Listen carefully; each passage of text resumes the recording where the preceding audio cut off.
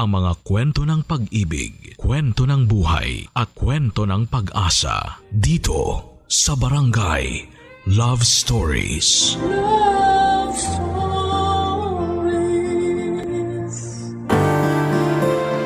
Walang tamang panahon para maging handa tayo sa mga bagay na hindi natin inaasahan. Kaya kailangan nating magkaroon ng lakas ng loob upang harapin ito kahit na biglaan. Ikaw kabarangay, paano mo hinarap ang mga bagay na bigla na lamang dumating sa buhay mo? Dear Papa Dudut, may mga pangyayari na nagpapabago ng husto sa buhay natin.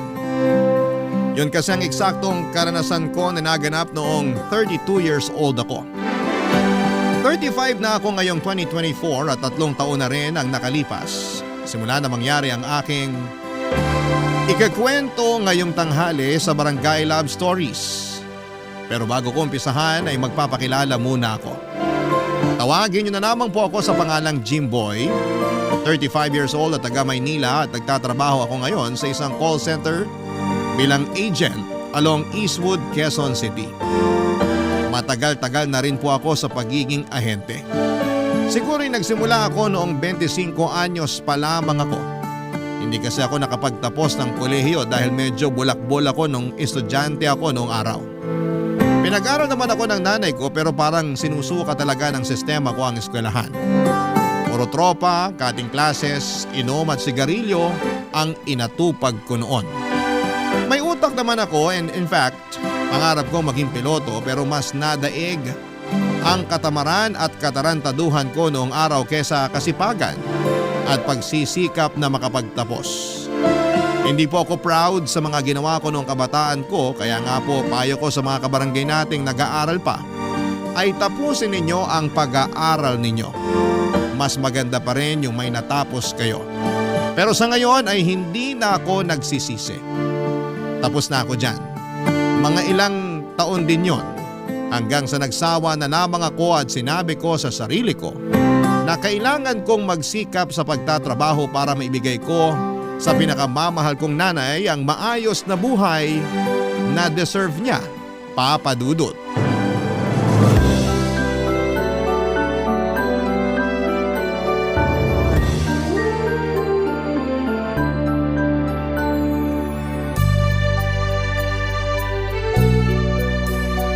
Yun!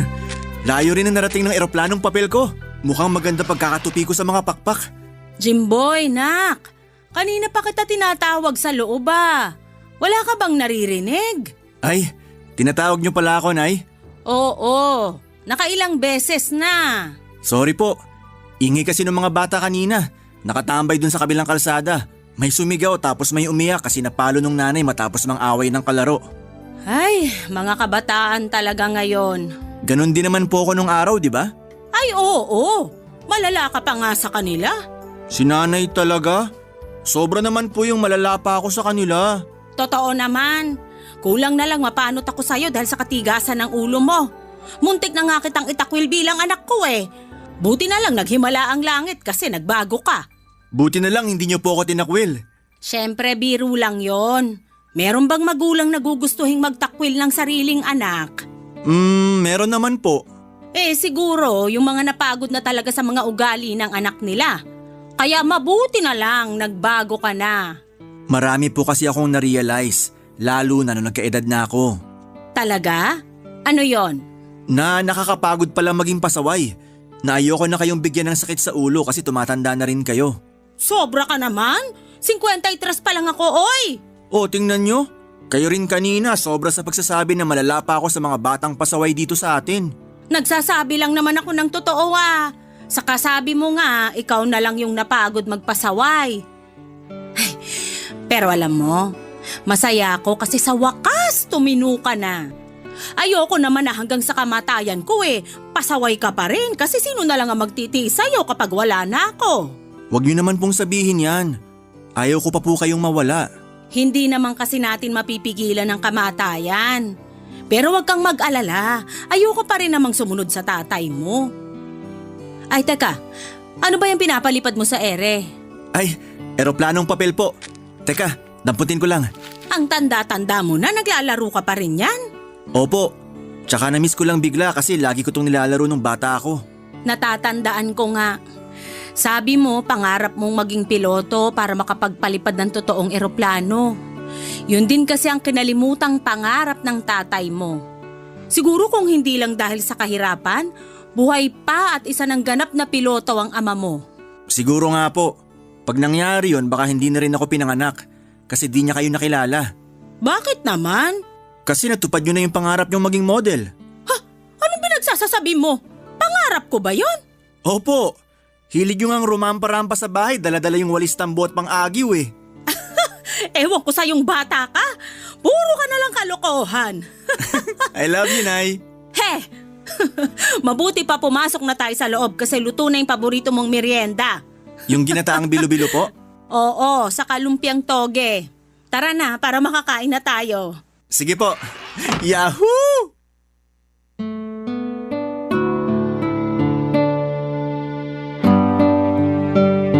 Papadudot tubong Nueva Ecija ang mga magulang ko. Parehong magsasaka sina nanay at tatay at iyon na ang nakagawian nilang trabaho. Pero wala po kaming sariling palayan, bali nakikisaka lamang kami sa mga may-ari ng lupa. Simple lang ang pamumuhay namin at may mga pagkakataon na isang kahig isang tuka o hikahos. Pero meron din namang sagana. Kaya siguro hindi na ginusto ng mga magulang ko ang magkaanak ng marami. May isa akong kapatid, sumunod siya sa akin nung 2 taong gulang na ako. Pero maaga siyang binawi sa amin dahil sa karamdaman. At pagkalipas ng 1 taon ay namatay naman si tatay matapos siyang tamaan ng kidlat habang nasa palayan siya. Kami na lang ng nanay ko ang naiwan noon at aminado siyang nahirapan siyang makausad. Kaya nga nagdesisyon siyang lumuwas sa Maynila kung nasaan ang iba niyang kamag-anak at dito na kami nanirahan. Namasukan siya bilang kasambahay habang ako naman ay nasa poder ng tiyahin ko na second cousin ni nanay. Hindi ko na masyadong maalala ang nakaraan basta ang malinaw at sigurado lamang sa akin nang nagkaedad na ako at makapagtrabaho ay mabigyan ng maginhawang buhay ang nanay ko. Bukod kasi sa siya lang ang magulang na meron ako, siya lang din ang nagtiyaga sa ugali ko lalo na nung pasaway pa ako. Yun din ang rason kung bakit sa edad kong 32 ay hindi pa rin ako nag-aasawa. Ayoko lang maiwan ang nanay ko na mag-isa at kung ayaw sa kanya ng magiging asawa ko, saka na lang muna. Pero naiintindihan ko naman si nanay dahil concern lamang siya sa akin. Lalo na kapag pinag-uusapan namin ang pagbuo ko ng pamilya. Siyempre, hindi na ako bumabata at ilang beses na rin niyang sinabi na gusto na niyang magkaapo. At lahat ng yon ay naikwento ko sa kaibigan kong si Bea, Papa Dudut.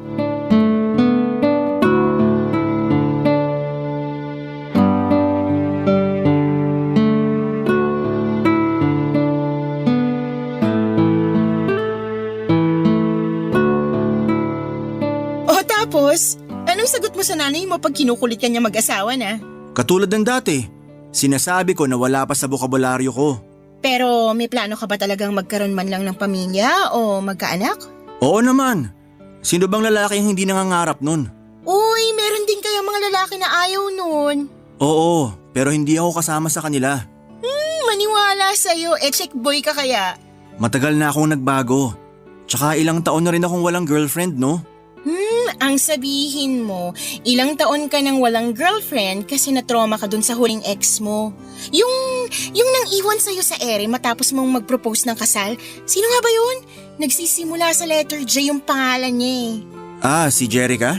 Oo, yun nga. Kapal ng mukha mag-no. Yun pala, mag-yes dun sa afam na nakilala niya sa internet. Hayaan na natin siya. Siguro naman masaya na siya sa buhay niya ngayon dun sa Amerika. Tsaka baka nagpakatotoo lang siya nung mas pinili niyang magpakasal dun sa kano kaysa sa akin. Mabuti nga hindi na niya pinatagal eh. Anong hindi pinatagal? Ilang buwan ka rin niyang niloko, no? Yun pala, kausap niya na yung kanong yun. Oo, kaya dun ako nasaktan. Pero napatawad ko na siya, matagal na rin yun. Sige, sabi mo eh. Bakit ba kasi tungkol sa akin yung topic? Sabi mo sa akin sa chat mo, ikaw ang sawi. Oo nga, no? Ano ba kasi nangyari sa inyo ng damukol mong boyfriend? Correction, ex-boyfriend. Naghiwalay na kami kagabi lang kaya nga broken hearted ako ngayon. Ay, pang ilang hiwalayan nyo na yan ah. Baka naman bukas makalawa may pang-comeback ulit kayo. Ewan ko, malabo na siguro kasi sabi mo nga, damukol siya. Ibang babae na naman ba ang dahilan? Oo. Sarap talagang pangahan ng lalaking yun. Pero kung nanggigigil ako sa ex mong yun, mas gigil ako sa'yo. At bakit naman? Kasi matagal ka na niyang niloloko. Pero paulit-ulit mo lang din pinapatawad. Martir ka ba? Kasi ang alam kong mga martir binabaril dun sa luneta. Broken hearted na nga yung tao, nakuha mo pa akong ipabaril sa luneta? Sorry, di ko lang napigilan. Bahala siya sa buhay niya, kawalan niya ako no. Hindi na ako maghahabol sa kanya. Sabi mo lang yan. Pero ikaw lang din magmamakaawa sa ex mo na magbalikan kayo. Kaibigan ba talaga kita o basher? Kaibigan, syempre. Kaya nga pag nakipagbalikan ka pa sa kanya, babatukan na kita para magising ka sa katotohanan. Nakuha mo pa talagang manakit? Ano nang plano mo ngayon? Gusto kong uminom. Ha? Nako, sakit lang yan sa ulo pag gising mo. Ay, mas okay na yon para kahit papaano makalimutan ko yung nangyari sa amin. Samahan mo kaya ako uminom, no? Doon na lang tayo sa apartment ko kasi petsa de peligro na. Wala na akong pambar. Seryoso ka talaga dyan? Oo nga. Kaso hindi na ako umiinom Alam mo naman yan. Sige na, samahan mo na ako. Magkaibigan naman tayo, diba? Oo nga, pero… Kung ayaw mo, sige. Doon na lang ako sa mga kaibigan kong lalaki magpapasama. Ano? Doon sa mga kinaiinisan ko kasi alam kong may pagkaloko-loko? Oo. Mamaya kung ano pang gawin nila sa'yo. Kaya nga ikaw yung una kong niyaya tapos ayaw mo naman. Gusto ko lang naman maglabas ng sama ng loob Kasi nga, minahal ko rin naman yung tao tapos ngayon hiwalay na kami. Pagkatapos naman ito sigurado makaka-move on na ako kaya please, samahan mo na ako, Jimboy.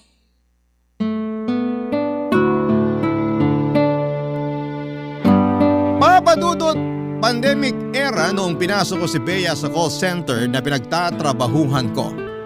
Magkaiba kami ng account na hawak pero may pagkakataon namang sabay o di kaya ay nagpapang-abot ang shift namin. At sa tagal ko na sa pinapasukan ko ay halos kilala ko na rin yung mga empleyado. Ilan sa kanila ay nakasama ko na sa inuman at sa gimmick. May mga nakalandian din ako after ng breakup namin ng ex-girlfriend ko pero hindi naman ako pumatol sa may asawa na. Siguro isa yon sa mga bagay na ikina-proud ko sa sarili ko. Hindi naman kasi natin may kakailan na talamak talaga ang kabitan sa call center. Nagkakilala kami ni Bea noong namasukan ako bilang dishwasher sa isang parisan sa lugar namin bago ako naging ahente. Cashier naman siya doon at serbedora. Naging close kami pero hindi naman kami nagkagustuhan dahil hanggang pagkakaibigan lang ang tingin at turingan namin sa isa't isa. Pero parang kapatid ko na si Bea kaya naman overprotective ako sa kanya. Ayoko siyang ma-inlove sa mga affairs sa trabaho namin or ma-involve sa mga affairs sa trabaho namin kasi masakit yon sa ulo. Sa huli napapayag niya rin akong samahan siyang uminom. Pero sa apartment lamang niya kami pumunta, papadudot.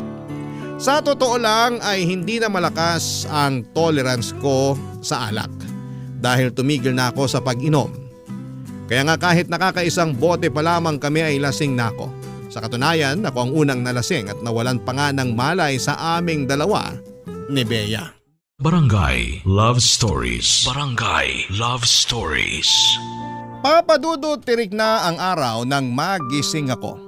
At laking gulat ko dahil nakayakap sa akin si Bea habang wala akong saplot na pang-itaas. May suot naman akong boxer shorts pero hindi ko na rin maalala ng malinaw kung paano kami nauwi sa ganong sitwasyon ng kaibigan ko. Nataranta ako nang makita kong na kaunan sa dibdib ko si Bea at kinabahan ako nang mapansin kong wala rin siyang suot na damit na pang-itaas. Siguro'y narinig niya ang nervyos ko sa dibdib ko kaya pagkalipas lang ng ilang sandali ay nagising na rin siya. Kita ko sa reaksyon ng mukha ni Bea na naguluhan siya at noong tinanong ko siya kung bakit kami humantong, sa ganon ay wala rin daw siyang maalala sa mga nangyari. Nagkasundo kami na kalimutan na lamang yon dahil baka nadala lamang kami ng kalasingan. Nagsorry siya sa akin at nag-insist na igawa ako ng almusal at pakainin bago umuwi. Pero ako nang tumanggi dahil hindi pa ako komportable. Pero nagpaalam naman ako ng maayos kay Bea na uuwi na ako. Pagdating ko sa bahay ay sinalubong agad ako ng nag-aalala kong nanay. Hindi kasi ako nakapagsabi kung saan ako pupunta ng gabing yon. Pagkatapos kong magmano sa kanya ay dumiretso ko sa banyo para maligo na. Gusto kong mahimasmasan para naman tumino ang isipan ko ng mga panahon na yon. At habang nagbubuhos ako ng tubig sa ulo ko ay may punto na inaalala ko kung paano kami humantong ni Bea sa pangyayaring yon. Inisip kong mabuti kung sino ang unang nagpakita ng motibo pero wala talaga akong matandaan. Unang beses nangyari sa akin yon dahil naranasan ko na namang malasing. Pero ibang klase ang tama ng alak na ininom namin ng gabing yon. Parang nawalan ako ng malay at wala pang maalalang masyado paggising. Tulad ng sinabi ko ay kinalimutan na namin ni Bea ang mga nangyari, Papa Dudut. Hindi namin yon pinag-usapan hanggang sa lumipas ang 2 linggo. Nakatanggap na lang ako ng mensahe sa kanya sa messenger na nagsasabing gusto raw niya akong makausap, Papa Dudut.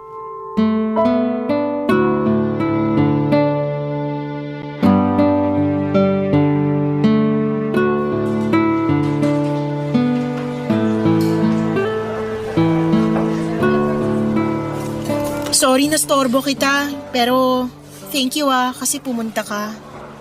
Okay lang naman. Di naman ako masyadong busy.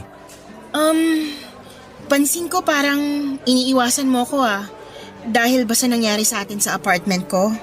Sorry kasi hindi ko lang mapigilan. Naiintindihan ko. Kahit naman ako naiilang pa rin ako lalo magkaibigan tayo. Hindi ko lang kasi lubos maisip kung paano tayo humantong sa ganon. Hindi naman siguro ako yung unang humalik. O ako ba? Ewan ko, hindi ko rin maalala. Ay, dapat talaga hindi na lang ako pumayag na uminom tayo. Wala sana nangyaring ganon.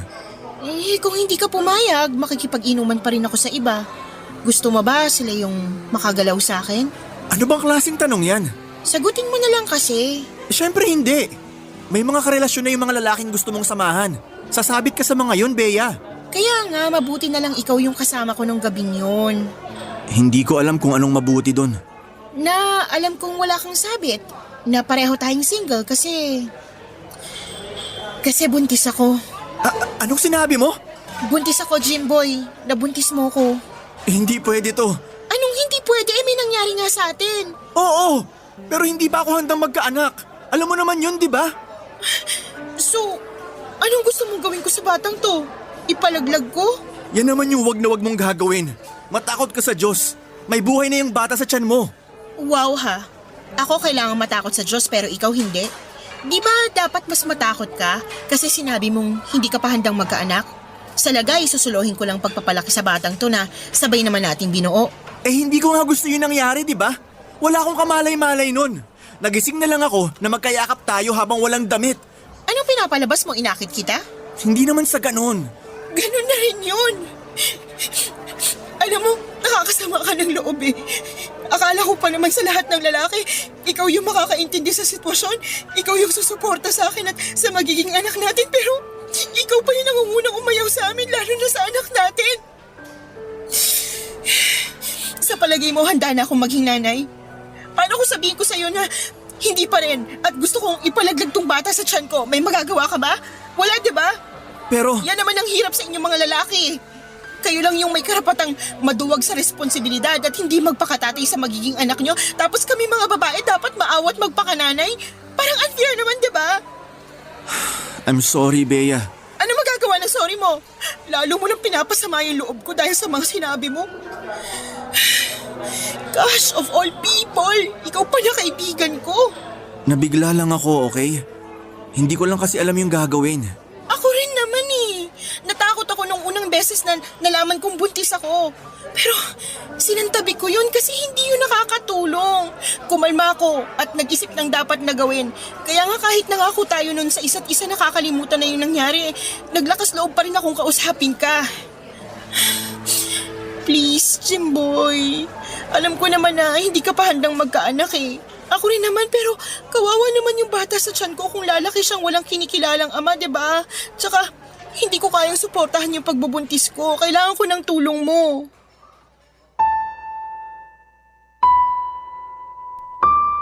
Papadudot abot langit ang kabako nang sabihin ni Bea na buntis siya at ako ang ama.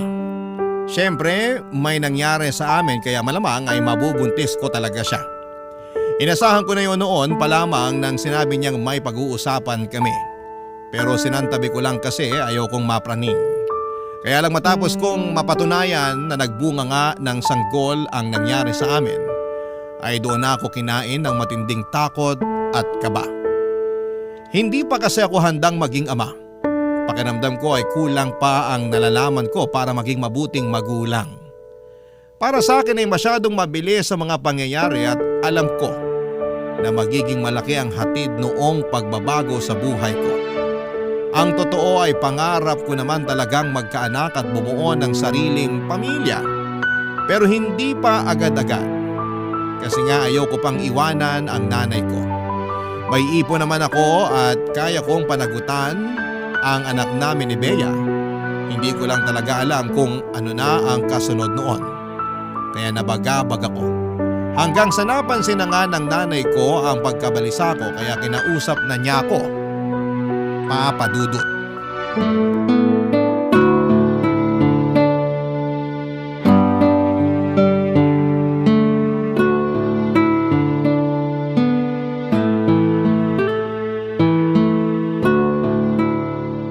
Nak, napapansin ko maghapon ka yatang nakabusangot dyan ah. May nangyari ba sa trabaho nyo? Wala naman po, Nay. Wala, pero mukhang pinagsakluban ng langit at lupa yung mukha mo. Pagod lang po ako siguro tsaka puyat. Nandun na tayo. Pero iba kasi yung nararamdaman ko eh. Siguro ito na yung tinatawag na mother's instinct.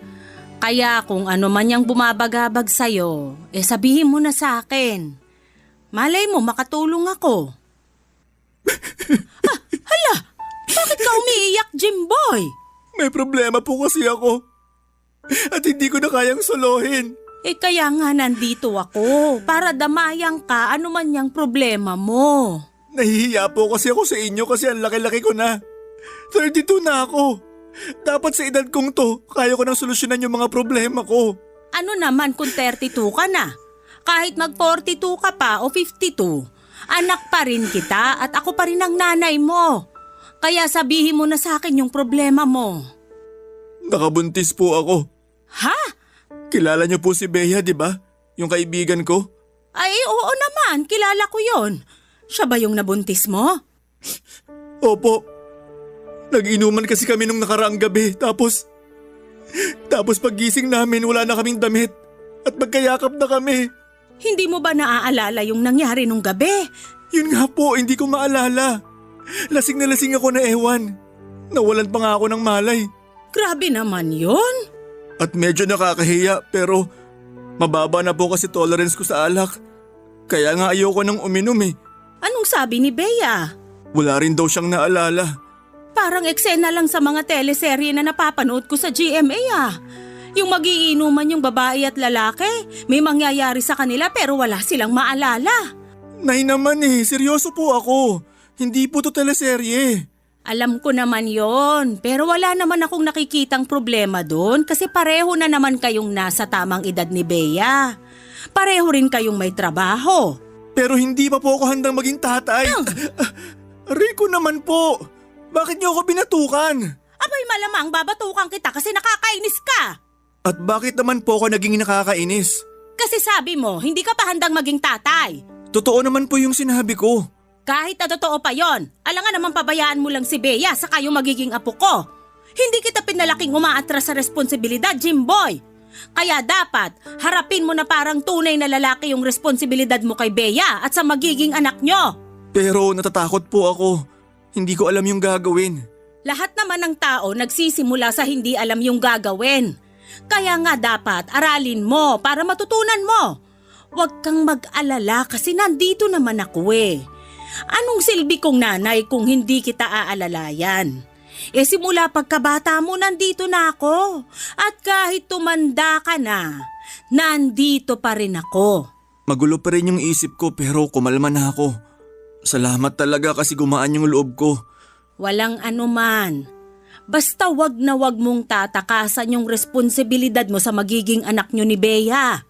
Sige ka, baka magsisi ka kasi masarap magkaroon ng anak. Papadudot dahil sa excitement ng nanay ko nang nalaman niya magkakaapo na siya ay nabawasan ang lungkot ko ng gabing yon. Bukod doon ay pinayuhan din niya ako ng mga dapat kong gawin lalo na at magkakaanak na ako. Ewan. Siguro hindi lang talaga ako makapag-isip ng matino noon kaya nadaig ako ng takot at pag-aalala. Pero mabuti na lamang at to the rescue ang nanay ko.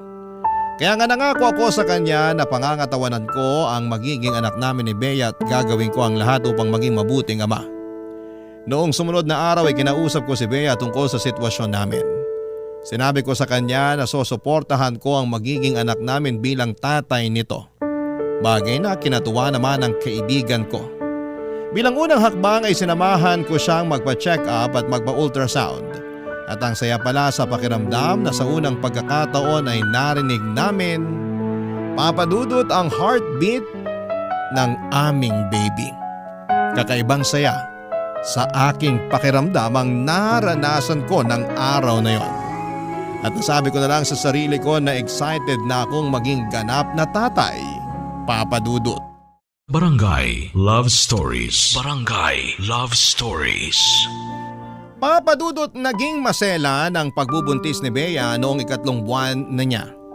Kaya naman nag-decide siyang mag-resign sa trabaho at kinausap ko siya na lumipat sa bahay namin para maalagaan siya ng nanay ko. Ganon nga naging setup namin hanggang sa makapanganak na siya. Nag-uumapaw ang kaligayahan ko sa puso nang masilayan ko na ang anak namin, papadudot. At labis na galak ang naramdaman ko nang mabuhat ko na siya. Daig ko pang nanalo sa loto at nasabi ko sa sarili ko na wala na akong mahihiling pa ng mga panahon na yon. Hindi ko maipaliwanag pero alam ko na malaki ang nagbago sa akin simula nang naging tatay na ako. At habang nagsasama kami ni Bea sa iisang bubong ay hindi naman kami nagtatabi sa iisang kama dahil nilinaw niya na wala raw siyang nararamdaman sa akin. Nirespeto ko yon dahil ganoon din naman ako sa kanya, papadudot.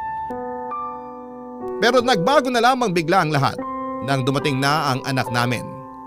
Doon ako nangarap na magkaroon ng pamilya kasama si Bea pero sa dismay ako ay hindi sinunod ni Bea ang sa apelyido ko ang anak namin. Katuwiran niya ay hindi naman daw kami kasal. Kaya nga niyaya ko na siyang magpakasal pero pinangatawanan niyang wala talaga siyang feelings para sa akin. Pero ang isa ko pang inaalala ay ang patuloy nilang pag-iiringan ng nanay ko. Hindi sila magkasundo sa maraming bagay at kapag nagsasabi sa akin si nanay, naaawa ko sa kanya. Dahil kilala ko rin naman ang ugali ni Bea. Yung bang pag may pagkamataray at sarili lang ang pinakikinggan. Kaya nga bilang solusyon, kinausap ko ng masinsinan ang kaibigan ko.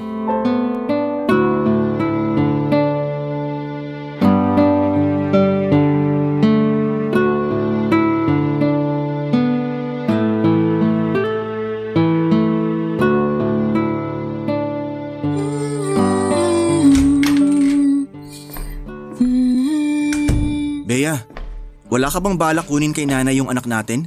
At bakit ko kukunin? Kanina lang gustong-gusto niyang alagaan yung apo niya. Hayaan mo sa kanya yung bata, wag mo rin kukunin. Kukunin ko na pag nakapagpalit ako ng damit. Amoy usok na ako sa biyahe ko. Alam mo, ikaw ang KJ mo. Anong KJ doon? Pagod na nga si nanay sa pag-aalaga ng anak natin. Tama lang yun kasi bida-bida siya masyado. Anong sinabi mo? Ang sabi ko, may pagkabida-bida yung nanay mo. Kaya nga hindi kami magkasundo sa maraming bagay eh. Lahat na lang may pinupo na siya. Akala mo siya na yung pinakatamang tao sa mundo. Kainis kaya. Kung may hindi ka sinasang-ayunan kay nanay, pwede mo naman sabihin sa kanya ng maayos. Nakikinig naman yun. Nakikinig daw, pero hindi kaya. Ang tigas ng ulo ng nanay mo. Masyado pang pakialamera na akala mo wala na akong ginawang tama sa kung paano ko alagaan yung anak natin. Concerned lang siya sa'yo at sa anak natin. Hindi naman niya intensyon na makialam. Siyempre, sasabihin mo yan kasi nanay mo siya. Ano pa nga bang dapat kong asahan sa'yo? Mama's boy ka. Anong sinabi mo? Ang sabi ko, mama's boy ka. Oh, totoo naman. Kasi sa edad mong yan, nakaasa ka pa rin sa nanay mo. Hindi mo nga siya maiwan kasi nag-aalala ka kamo sa kanya. Hoy, ipapaalala ko lang sa'yo na matanda na yung nanay mo. Nagmamarunong na nga na kaya niya ng sarili niya. At ikaw hindi ka na bata.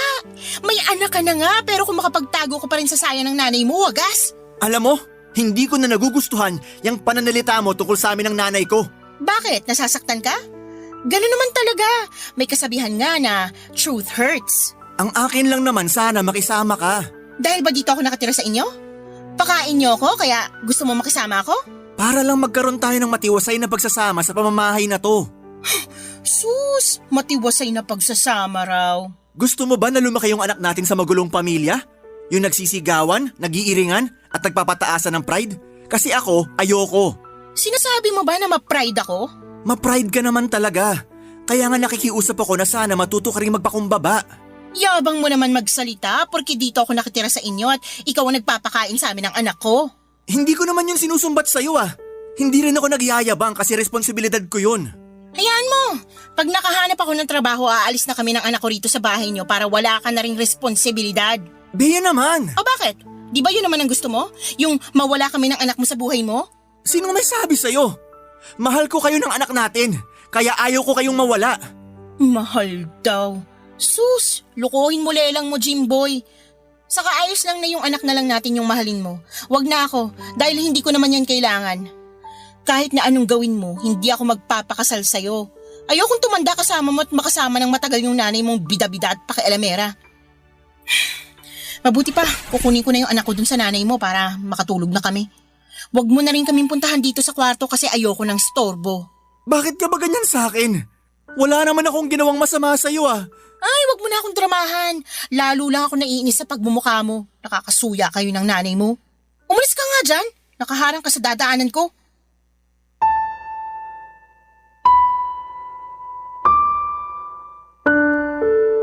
Papadudot, hindi ko inaasahan na hahantong sa ganon ang pag-uusap namin ni Bea. Halatang hindi niya yon kinatuwa at katuwiran niya ay nakakainis daw si nanay at kapag si nanay naman ang kinausap ko ay sinasabi niyang hindi raw marunong makisama itong si Bea. Ewan ko ba pero nahihirapan ako dahil nakatira kami sa iisang bubong. Idagdag niyo pa yung hindi ipinaapelyido sa akin ni Bea ang anak ko. Kahit na sa akin din naman ang galing ang bata. Nasaktan talaga ako ng husto. At gusto kong umapila pero hinayaan ko na lamang. Mabilis na lumipas ang mga linggo at napansin ko na madalas ay abala si Bea sa pakikipag-chat sa kung sino-sino. At kapag tinatanong ko siya, nagagalit siya sa akin at pinagsasabihan akong pakialamero. Nalulungkot ako kasi bakit ganon ang trato niya sa akin. Naiintindihan ko naman na hindi niya ako mahal pero bakit kailangan niya akong ituring na para bang may masama akong ginawa sa kanya. Kaya nga hinayaan ko na lamang siya at sa abot ng makakaya ko ay tinikom ko na lamang ang bibig ko para hindi na makapagkomento pa. Kaya lang ay napuno na ako at kinain ng matinding selos. Nung isang beses ay may nabasa akong sweet message sa kanya ng isang lalaki sa chat. Doon ko na siya kinausap para questionin at maglabas ng saloobin.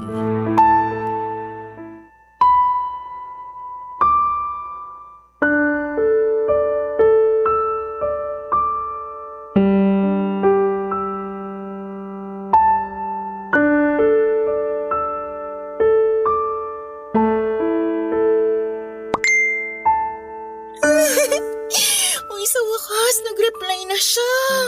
Grabe, sinzone lang ako ng ilang araw. Hindi niya ba ako na-miss? Sino yung kachat mo? Ay, Kambing! Jimboy naman! Bakit ka ba nagugulat? Sagutin mo na lang yung tanong ko. Sino yung kachat mo? Yan ba yung nagsasabi sa'yo ng mga sweet messages na nabasa ko? Binasa mo yung chat namin? Ababaliw ka pala eh. Bakit mo ginawa yun eh? Wala ka naman pakialam dun. Hindi ko lang mapigilan kasi nagsiselos ako. Ano? Nagsiselos ka? Wow! Di ba sinabi ko naman na may feelings na ako sa'yo? Niyaya pa nga kita magpakasal, ikaw lang tong ayaw. Malamang! Bakit ako papayag na magpakasal sa'yo hindi nga kita mahal? Hindi mo ba talaga ako kayang mahalin? Kahit man lang sana subukan mo kasi may anak tayo. Ano naman kung may anak tayo? Hindi yun dahilan para pumayag na akong magpakasal sa'yo. Bea naman. Nako, wag mo na nga akong dramahan ng ganyan. Naaalibadbaran ako eh. Ano bang gusto mong gawin ko para mahalin mo rin ako? Para pumayag ka na magpakasal sa akin. Lubayan mo ako. Yun ang gusto ko kasi kahit na anong gawin mo, hindi kita kayang mahalin. Hanggang pagkakaibigan lang yung turing ko sa'yo. Kaya sana naman irespeto mo yun. Nirirespeto ko naman. Hindi ko lang akalain na pagkatapos ng mga pinagdaanan natin, nagkaanak na tayo't lahat-lahat hindi mo pa rin ako magagawang mahalin. Hindi nga garansya ang pagkakaroon natin ng anak para mahalin na kita. Tsaka sana, alam mo na sa mga oras na to, may iba na akong gusto. Ito kachat ko nga diba? Kaya tanggapin mo na lang. Siguro nahihirapan lang ako kung paano ko yun tatanggapin. Parang ang bilis kasi ng mga pangyayari. Anong mabilis doon? Nung una pa lang naman wala na tayong nararamdaman sa isa't isa. Ikaw lang to nagkagusto sa akin pero hindi ibig sabihin na magkakagusto rin ako sa'yo. Alam mo, nagpapasalamat naman ako sa mga tulong na ginawa mo sa amin ng anak ko Pero naisip ko, oras na para umalis kami sa poder mo. Anong ibig mong sabihin? Saan mo dadalhin yung anak ko? Wala ka na doon. Anong wala? Anak kong pinag-uusapan natin dito. Hindi mo siya anak. Hindi nga siya naka-apelyido sa'yo Ano ba pinagsasabi mo? Matagal ko na sanang gustong sabihin sa'yo yung totoo kaso hindi ako makatsyempo. Pero gabi-gabi, kinakain ako ng konsensya ko kaya nagdesisyon na ako ipaalam sa'yo ang lahat. Pwede bang linawin mo kung ano yung sinasabi mo? May dahilan kung bakit hindi ko pinaapelyido sa'yo yung anak ko. Kasi hindi naman talaga ikaw yung tatay niya. Ha? Sinong tatay ng anak mo? Yung ex-boyfriend ko. Paano nangyari yun? Di ba hiwalay na kayo? Oo, pero nabuntis niya na ako noon. Yun talaga ang rason kung bakit kami naghiwalay kasi katulad mo nung una, natakot din siya at ayaw niyang panagutan yung anak namin. Huwag mo nga akong ikumpara sa lalaking yun. Magkaiba kami. Para sa akin, pare-pareho lang kayong mga lalaki. Sinasabi mo na may pinagkaiba ka sa amin? Mas malala pa nga yung ginawa mo dahil sa panuloko mo sa akin Ang kapal na mukha mo, Bea. Ginamit mo lang ako at pinaniwala sa kasinungalingan mo. Kaya nga aalis na kami rito ng anak ko. Huwag kang mag-alala. Babayaran ko na lang lahat yung mga ginastos mo sa amin. Desperado lang ako ng mga panahong yun kaya naisip kong magsinungaling sa'yo. Pasensya ka na. Sinubukan ko namang pangatawanan ng kasinungalingan ko Ginusto ko na ikaw na lang ang kilalanin niyang ama pero nung sinilang ko yung anak ko, narealize ko na hindi ko pala siya kayang palakihin sa poder mo. Kaya hindi ko pinadalang apelyido mo sa kanya lalo ngayon na nakipagbalikan na ako sa ex ko na siyang totoong tatay ng anak ko. Ang sama mo, Bea. Ang sama-sama mong babae. Dinamay mo pa talaga yung inosenteng bata sa pagiging desperada mo. Sana makarma ka sa ginawa mo sa akin. Napakasama mo! Papadudot ginustong malaglag ni Bea ang anak nila ng ex-boyfriend niya kaya niya ako niyayang uminom ng gabing yon.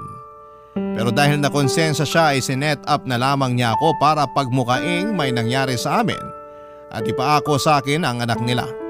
Kaya nga naggalit ako sa kanya ng husto at halos gusto ko siyang ipabarangay. Pero pinigilan ko ang sarili ko dahil may pinagsamahan pa rin naman kami at naging magkaibigan kahit papaano. Siguro kung may nawala sa akin ng mga panahong yon ay ang respeto at pagmamahal ko sa kanya. Lahat yon ay napalitan ng buot at pagkadismaya, papadudot. Bago umalis si Bea, binayaran niya lahat ng mga ginastos ko sa kanila ng batang itinuring ko ng sariling anak. Hindi ko alam kung saan siya kumuha ng pera pero hindi ko na po inalam. At simula noon ay hindi ko na sila nakita pa. May parte sa akin na nagsisisi kasi pinalis ko lamang sila ng gano'n na lamang kabilis. Paano kung anak ko naman talaga yung bata? Paano kung nagsinungaling lang talaga sa akin si Bea para makapagsama na sila nung lalaki niya? Sa kabila ng mga tanong na yon ay may parte sa puso ko na nagsasabing hayaan ko na lamang. At mabuti na lang dahil mas maaga kong nalaman ang katotohanan. Ewan ko ba pero isa lang ang malinaw sa akin ng mga panahong yon. Durog na durog ang puso ko. Mabuti na lang at kasama ko ang nanay ko kaya kahit papaano ay nakabangon ako at nakapagpatuloy sa buhay. Kaya lang muli na naman akong pinadapa ng matinding kalungkutan nang makarating sa akin ang balitang nasangkot daw si Bea, ang anak niya at ang kinakasama niya sa isang aksidente sa motor habang nasa probinsya sila. Nakaligtas ang lalaki pero parehong binawian ng buhay ang dati kong kaibigan at ang anak niya. Ang sakit-sakit lang malaman na wala na sila sa mundong ito. Matagal ko na rin naman siyang napatawad, Papa Dudut, dahil ayokong dalhin ang pagkamuhing yon sa kanya sa habang buhay. Hanggang dito na lamang po ang sulat ko, Papa Dudut, at maraming salamat sakaling mapili po ninyong i-ere sa Barangay Love Stories. Ang inyong forever kapuso at ka-barangay, Jimboy. Barangay Love Stories. Barangay Love Stories. Napakasakit na nangyari kay letter sender. Pero buti sa uli, naging maayos pa rin ang buhay niya. Anong say mo sa Barangay Love Stories na ito? Pagkwentuhan natin sa comment section yan. Nagustuhan ng iyong napakinggan? Ituloy yan via live stream sa www.gmanetwork.com/radio. Barangay LS 97.1 Forever. Ang mga kwento ng pag-ibig, kwento ng buhay at kwento ng pag-asa dito sa Barangay Love Stories. Love Stories.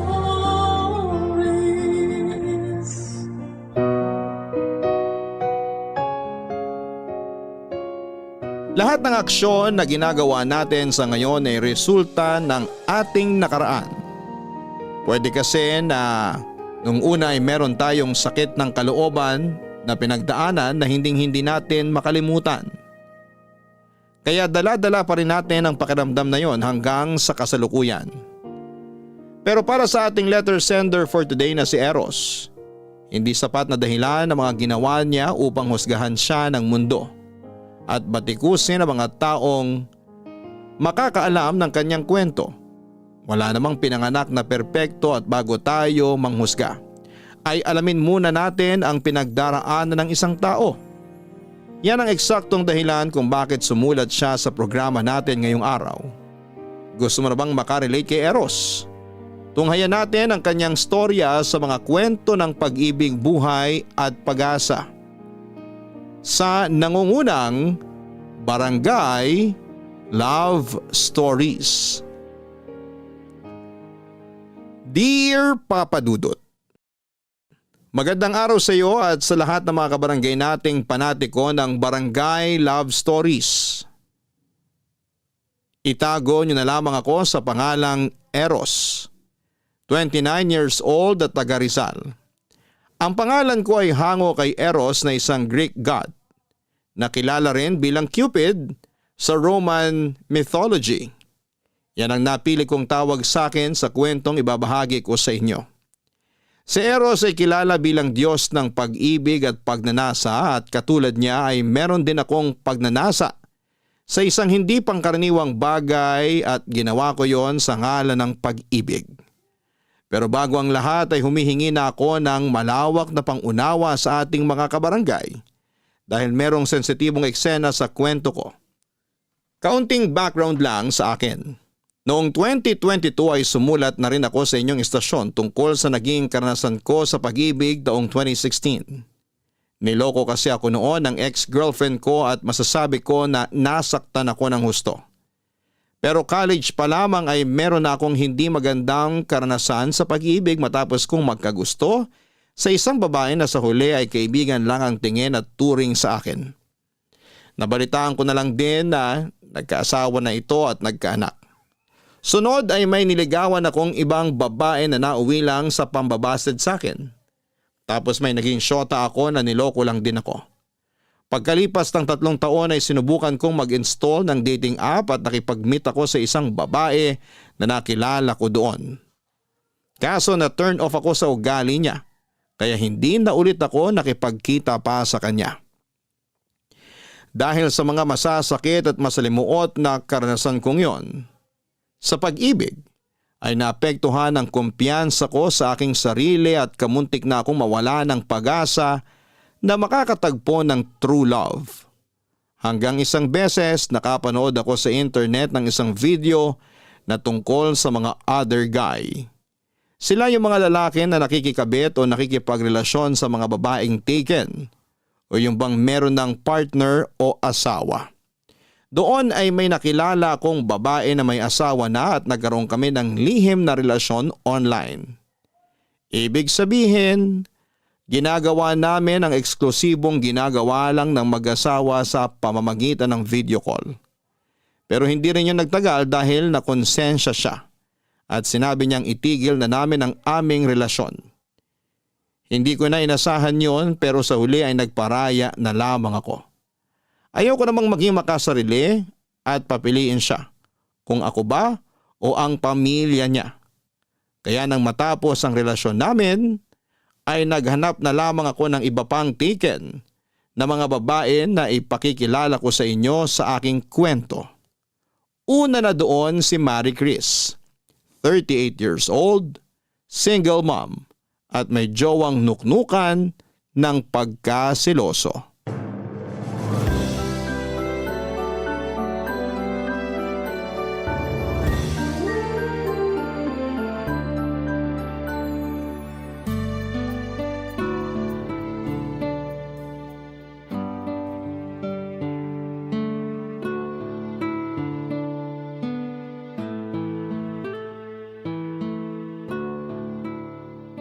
Oh, tapos, ano pa mga hobby mo bukod sa magluto? Mahilig akong gumawa ng iba't ibang dessert. Lalo na yung matatamis katulad ng coffee jelly, gelatin na may sago, ice cream stick na may flavor na fruit salad, ube at keso. Gumagawa rin ako ng mga kakanin. Biko, kutsinta, sapin-sapin. Basta kahit anong maisipan ko, sinusubukan kong gawin. At hindi naman sa pagmamayabang pero piniperfect ko naman sa unang subok pa lang. Naks naman, ang galing mo ah. Sakto lang. Oh, bakit parang nalungkot ka naman bigla dyan? Naalala ko lang na hindi kasi mahilig sa matatamis yung jowa ko eh. Kaya hindi niya rin na-appreciate yung mga dessert na ginagawa ko. Kaya yun, hindi na ako masyadong gumagawa. Ganun ba? Ang lungkot siguro ng buhay niya kasi hindi siya mahilig sa matamis. Ang sarap-sarap kaya ng matatamis. Kung di mo natatanong, mahilig ako dun. Wow, may sweet tooth ka pala. Pareho tayo. Oo. Kaya kung ako ang ginawan mo ng mga dessert na sinabi mo, siguradong matutuwa ako. Ma-appreciate ko yun kasi alam kong masarap yun. Naku, wala pa nga pero binubola mo na ako. Hindi kita binobola. Nagsasabi lang ako ng totoo. Sa katunayan, bata pa lang mahilig na ako sa matatamis. Kaya ko nga umubos ng isang linerang leche flan. Hoy, seryoso ba yan? Seryoso nga. Hindi ba sumasakit yung lalamunan mo? Ako kasi oo eh. Kahit na mahilig din ako sa matatamis, nagkaka-tonsillitis ako pag sumobra kain ako. Hindi naman. Basta sundan ko lang agad ng maraming tubig. Tsaka wala pa ako naaalala na nagka-tonsillitis ako dahil sa matamis. Hindi rin ako diabetic ha. Wow, ibang klaseng katawan yan ah. Bilib na tuloy ako sa'yo. Ikaw naman, maliit na bagay lang yun no. Ordinaryo kumbaga.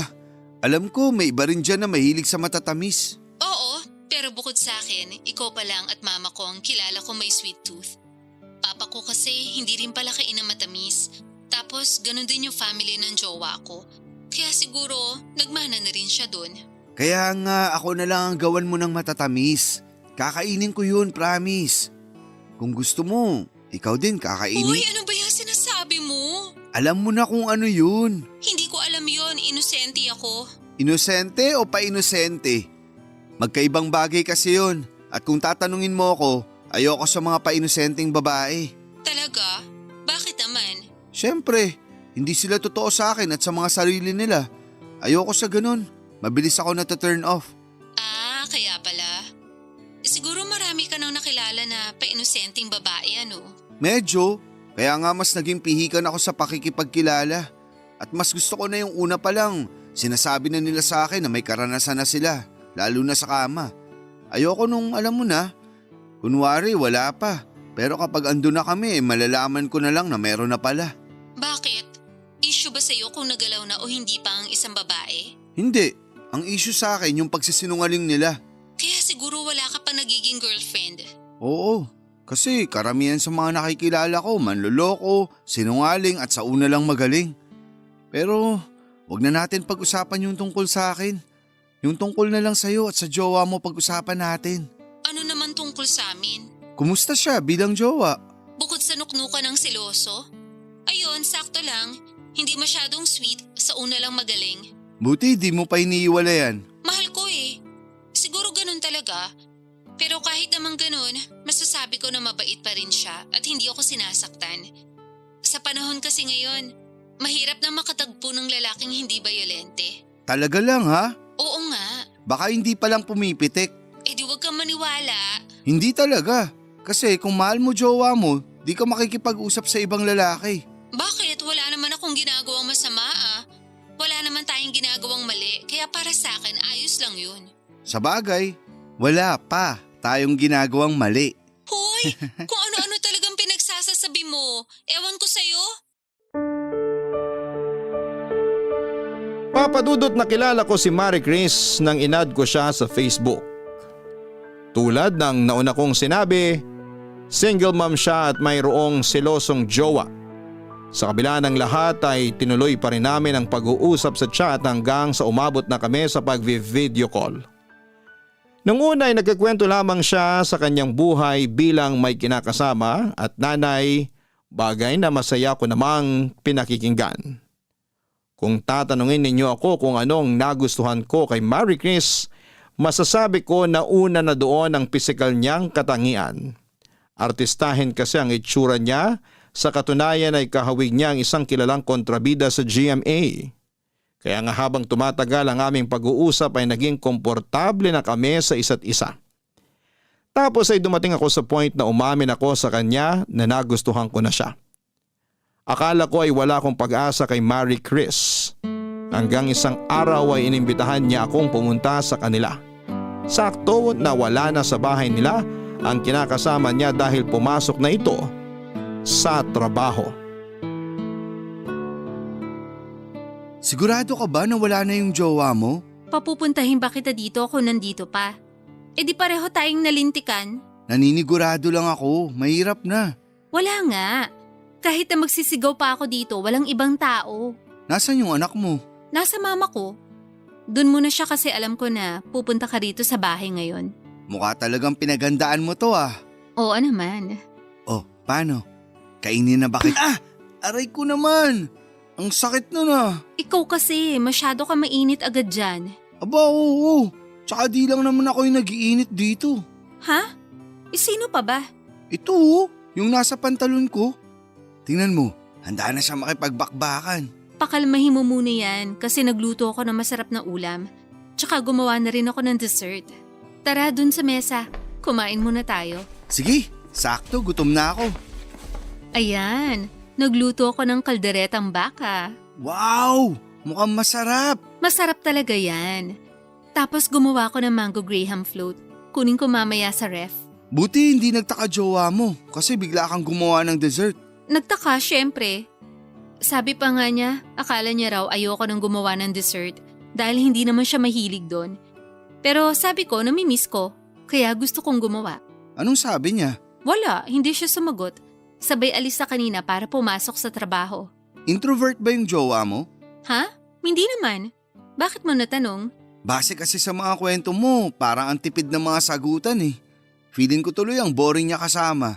Yun bang tipong mapapanisan ako ng laway sa kanya? Ganun lang talaga yon. Tahimik na tao pero nasa loob ang kulo. Sa bagay, sabi mo nga sa akin nun eh, mahal mo. Kaya kahit na ganun ang ugali, matik na tanggap mo. Wala namang masama doon. Kesa naman mas bungangera at taklesa pa siya sa akin, ako ang babae sa amin. May tama ka ulit.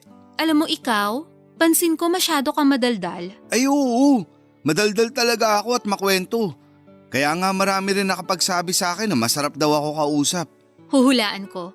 Yun siguro yung mga babaeng nakausap mo dati, no? Kasama na sila, pero meron din yung mga matagal ko nang kakilala. O siya, mabuti pa kumain na tayo. Bago pa lumamig yung kanin. Sige na, dali. Tikman mo na yung niluto ko, tapos sabihin mo sa akin kung masarap. Sige, kuha lang ako. Ako na. Ilapit mo na lang plato mo para ipagsasandok kita. Naks naman, asikaso ako ah. Siyempre, bisita kita eh. Ano na, yung plato mo? Ito na nga oh. Yan. Ang dami naman. Gusto ko busog ka. Baka mapasaba ka mamaya eh. Uy, sabagay. Kaya dapat ubusin mo yan ha. Tingin ko naman mauubos ko to at mukhang mapapasarap din kain ko. Tikman ko na ah. Sige. Kumusta ang lasa? Wow, ang sarap ng luto mo. Talaga? Hindi ka nagbibiro? Oo naman, bakit ako magbibiro? Baka lang sinasabi mo masarap pero maalat pala. O hindi kaya matabang. Tikman mo kaya para malaman mo nagsasabi ako ng totoo. Sarap talaga. Oh, hinay-hinay ka. Baka mabulunan ka. Okay lang ako, hindi ako madaling mabulunan. Sabi mo eh. Worried lang naman ako kasi masyado ka mabilis kumain. Binibilisan ko talaga. Ha? Bakit? Hindi pa naman darating yung jowa ko. Bukas pa siya ng umaga uuwi. Alam ko, pero gusto ko na agad matapos kumain para makapag-dessert na ako. Hindi ka naman tatakbuhan ng dessert eh. Andun lang yun sa ref. Hindi naman yung dessert na yun ang sinasabi ko. Eh ano? Ikaw. Ako? Oo, ikaw ang gusto kong gawing dessert pagkatapos nito. Kaya nga sobrang excited na ako eh. Kumalma ka lang. Kakain pa nga lang ako oh. Pinipilit ko naman, pero mahirap. Lalo na kasama na kita ngayon.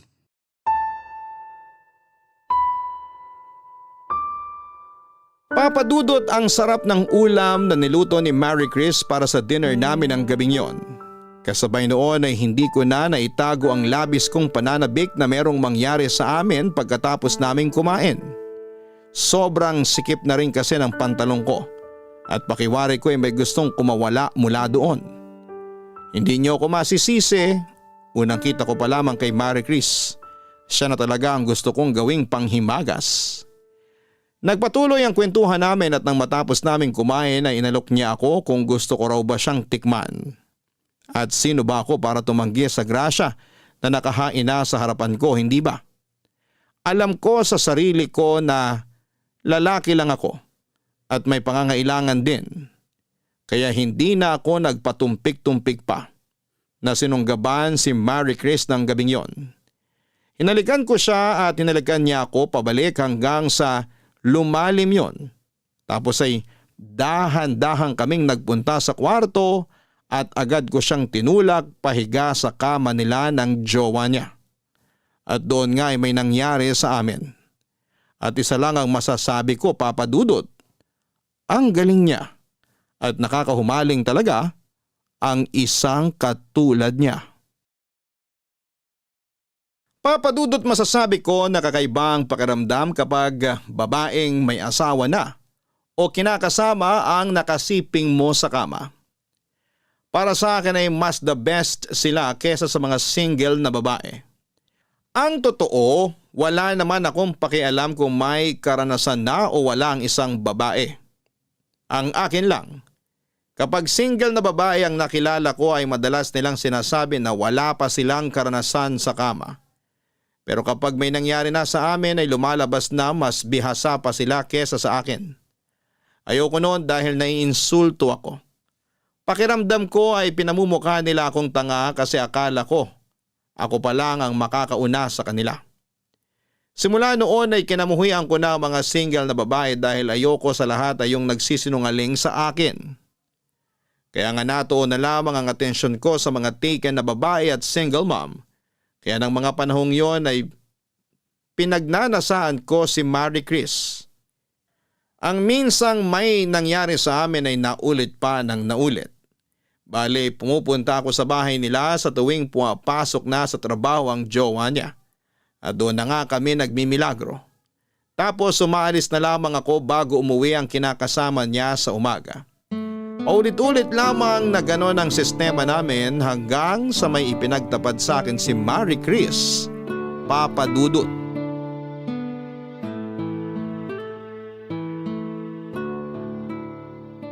Bakit ang tahimik mo yata dyan? Hindi ka ba nasarapan sa ginawa natin? Siyempre nasarapan. Pero napagod din kasi ako. Akala ko na paano ka na dyan. Tahimik mo kasi kaya nanibago ako. Hindi ako sanay dahil mas sanay akong maingay ka. Ewan ko sa'yo. Ang lakas mong mang-asar. Hindi yun pang-aasar. Nagsasabi lang ako ng totoo. Gusto mo malaman mga linyahan mo pag maingay ka? Hoy, wag na. Nakakahiya. Anong nakakahiya dun? Sarap nga sa tingay. Lalo akong ginaganahan. Buti naman ganyan nararamdaman mo. Lalim nun ah. Oo eh. Hindi ko lang mapigilan. May iniisip din kasi ako. Sabi na eh. Alam kong may iniisip ka. Ano yun? Sabi mo sa akin. Kasi yung jowa ko, Anong meron sa kanya? parang nakakahalata na. Ha? Paano mo nasabi? Basta, sa tingin ko lang naman. Ikaw na may sabi na sa tingin mo lang. Baka naman hindi talaga. Tapos nag-aalala ka dyan. Di ba sabi ko naman sa'yo tahimik lang yung jowa ko pero nasa loob ko nun? Oo, nasabi mo nga yan. Kaya nga nag-aalala ko. Kasi paano kung may alam na pala siya tapos nananahimik lang siya? Natatakot ako na baka mahuli niya tayo at may gawin siyang hindi maganda sa'yo. Hindi mangyayari yun. Dahil maingat naman tayo eh. Alam ko, kaya nga kailangan lalo tayong magdoble ingat. Kung makapagsalita ka, parang natatakot kang mawala sa'yo yung jowa mo sakaling magkabukingan na. Siyempre kahit paano mahal ko yun. Tsaka tinanggap niya ang anak ko, kaya sobrang thankful ako sa kanya.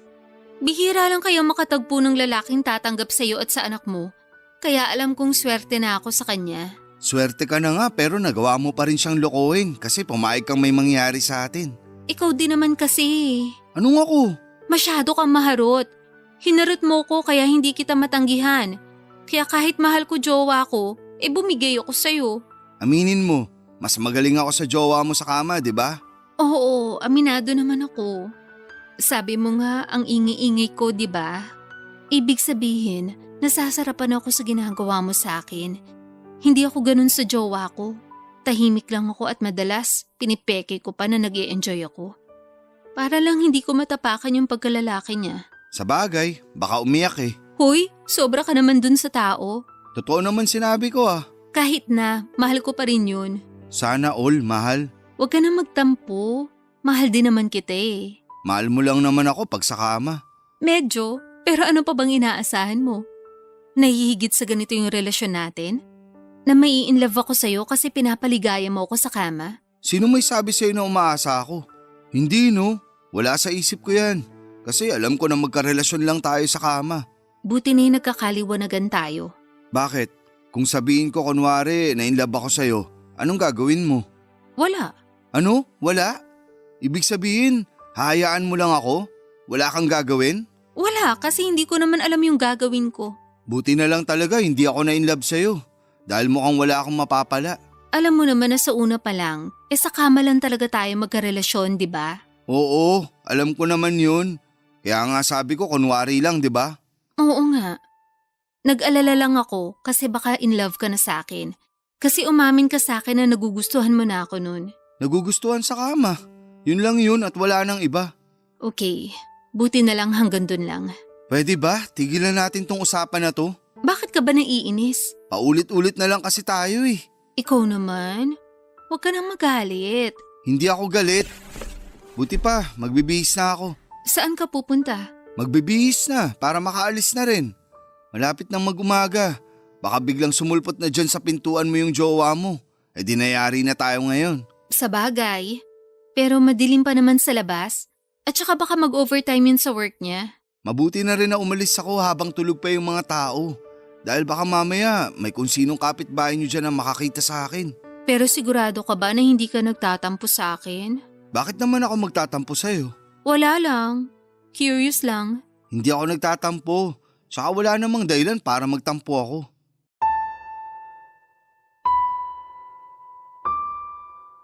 Papa Dudut, alam ko na walang lihim ang hindi nabubunyag at sa kabila ng kaalamang yon, pilit kong tinulak palayo sa isipan ko ang katotohanan na baka isang araw ay maghinala ang kinakasama ni Marie Chris tungkol sa milagrong ginagawa namin pag wala siya sa pamamahay nila. At mukhang nangyari na nga ang kinakatakutan ko matapos banggitin ni Marie Chris na mukhang nagdududa na sa kanya ang jowa niya. Kahit masakit sa akin at in denial pa ako na posibleng matapos na ang ugnayan naming dalawa, ay unti-unti ko na lamang tinanggap na mangyayari talaga yon. At hindi nga ako nagkamali dahil isang araw ay nagulat na lamang ako matapos akong i-block ni Marie Chris sa Messenger at Facebook. Nasaktan ako doon pero hindi na ako naghabol pa sa kanya. Makalipas nga ang ilang taon ay nagkaroon ulit kami ng komunikasyon. At doon ko nalaman na ang jowa niya pala ang nang-block sa akin matapos mabunyag nito ang katotohanan. Hindi pa sila hiwalay noon, pero hindi na rin mabuti ang pagsasama nila. Lagi raw silang nag-aaway at pinagdududahan siya ng kinakasama niya.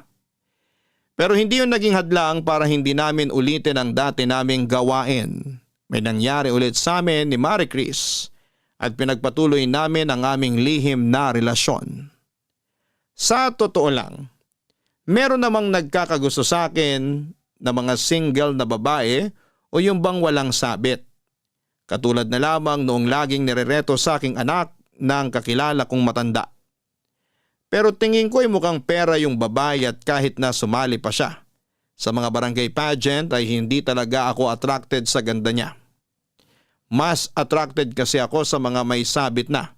At minsan ko na nga yung na-open up sa kaibigan kong babae na siyang pinagkakatiwalaan ko sa lahat. Fast forward, sunod ko namang nakilala si Sylvia. 42 years old, may anak at asawa na. Gaya ni Marie Chris, sa Facebook ko siya noong unang nakita at masasabi kong nahumaling agad ako sa taglay niyang ganda at karisma. Meron din kasi siyang hawig na artista, Papa Dudut. Ang bilis mo naman. Anong mabilis dito? Siyempre, niyaya mo agad ako rito sa bahay niyo, ilang araw pa lang naman tayong nagchat-chat. Kailangan pa bang paabutin ko ng matagal bago kita yayain? Hindi naman, pero baka nasanay lang ako sa mga pabebe na babae. Pues ibahin mo ko sa kanila dahil matanda na ako, no? Baka nakalimutan mong 42 years old na ako. Saka hindi uso sa akin na maghintay kung kailan mo ko yayayain. Kaya pala ikaw na mismo ang nagyaya sa akin. Oo naman. Bakit? Ayaw mo ba? Sino may sabi? Baka lang ayaw mo. Sige ka, magtatampo ako. Kung ayaw ko, hindi sana ako pumunta rito sa inyo at hindi rin sana kita kandong-kandong ngayon habang nakaupo sa malambot niyong sofa. Ewan ko sa'yo. Saan pala tayo? Anong saan tayo? Saan tayo mag-aano? Saan pa ba? Di dito sa sofa na kinauupuan natin. Sigurado ka? Oo naman. Tagal-tagal ko ng pantasya yung sofa eh. Hindi pa ako nakakasubok nun kasi tamad yung asawa ko. Palibhas sa mataba, mabilis hingalin kaya hanggang dun lang kami sa may kama. Ayun lang. Medyo lugi ka nga dun. Oo, kaya dito na tayo ha? Sige, pero nag-aalala lang ako kasi baka magising yung asawa mo. Hindi magigising yun. Tulog mantika yun. Sigurado ka? Oo nga, kaya huwag ka nang mag-alala dyan. Ayoko lang mahuli niya tayo tapos mabalian niya ako ng buto. Hindi lang buto mo mababali kapag nahuli niya tayo. Malulumpo ka pa. Tinakot mo pa talaga ako. Biro lang. Magtiwala ka sa akin. Hindi magigising yon kasi nilagyan ko ng pampatulog yung tubig niya kanina. Grabe. Kahit na may edad ka na, masyado ka pa rin excited ha? Wala sa edad yon. Nasa asim pa yon. Yan ang gusto ko sa mga babae. Kagigil ka. Halika na kita. Ay, teka. Bakit? Bago ang lahat, mag-inuman muna tayo. Ha? Wine lang naman. Kunin ko lang sa kusina ah. Diyan ka lang. Huwag kang tatayo. Sige.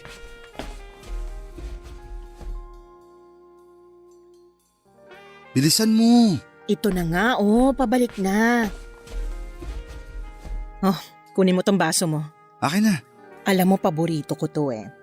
Kaso, hindi naman umiinom nito yung asawa ko, kaya ako na lang umiinom mag-isa. Akin na yung baso mo, sasalinan kita. Ayan.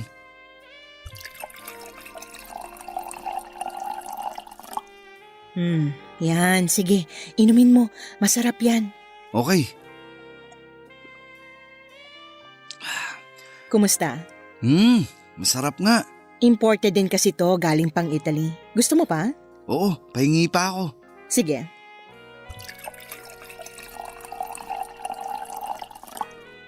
Uminom ka rin. Iinom talaga ako.